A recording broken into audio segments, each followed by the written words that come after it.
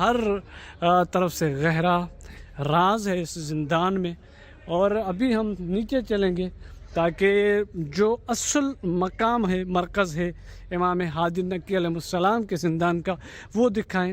اور انہوں نے اس طرح مولا کے زندان کو بنایا ہوا تھا جس طرح قبر ہوتی ہے۔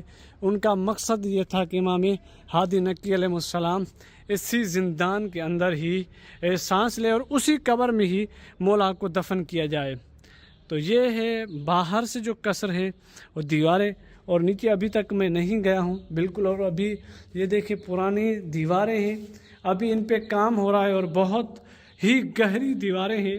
یہ دیکھیں گہرا راز ہے سجن امام علی ہادی میں، اور بالکل ڈراؤنا، جس طرح خوف کا کوئی منظر ہو۔ اندر نیچے میں ایک سرنگ میں آ چکا ہوں، اور بالکل خوف زدہ، جس طرح لوگوں کو وہ بند کمروں میں بند کرتے